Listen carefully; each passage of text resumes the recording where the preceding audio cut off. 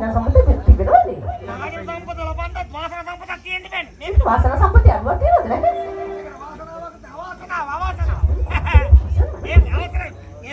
මේව ඌවා මහ ලොකු ගැටලු නෙමෙයි. ඒවන් මහතුල කියන්නේ ඒකයි ලොකු අවස්ථ පහයිනේ. අන්නේ කාල මට දීප ප්‍රශ්නේ. මම බතරාට කිය දරුවෝ හිටියම නෑ මට. ඒ කියන්නේ නුඹත් විවාහ වෙලා මේ වගේ කාලයක් බලාගෙන සිටියද දරුවන් බලාපොරොත්තු වෙන්නේ. බතරාට කිය දරුවෝ හිටියම නෑ. ඔබ කියන්නේ මේ කාලේ බුද්ධා කර පස්සති බෙලිවහනේ. ඔතරෝ අපේ අම්මාලා උදේ මේ මොකුත් උදේ මට බයිලා. අනේ බලා කියන්නේ අතරවට පොල් පොදිනවා. ये इतना बोल का था पीने तोड़ दकी चलो यार කාර්යය කොහොමද? अबे मेरे तेरा ऊपर गिर रहा आया नहीं पत्ते करे अरे मैं तो पूछ ये वाला जा दिया ඒ කියන්නේ දැන් නුඹේ මව නිතර ඔය විදිහට ගම්ගේ බෙන්දට ඇනුම්පත කියනවාද?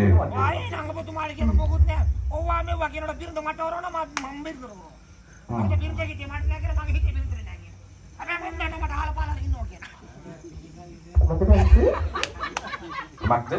එහෙම යාදාලේ කිව්ව මට වරන මම බිරිඳ කරනවා මට බිරිඳ කිව්වේ මට නෑ කියලා මගේ හිතේ බිරිඳ නෑ කියලා දැන් සමුන්ගේ නිවහනේ ඔය විදිහට දරුවන් නැමති ප්‍රශ්නේ දැන් මුග්ග වෙලා. ඕවා මේ වරුපත කියලා මොකද නෑ මගේ හත්ත පටන් ගත්තා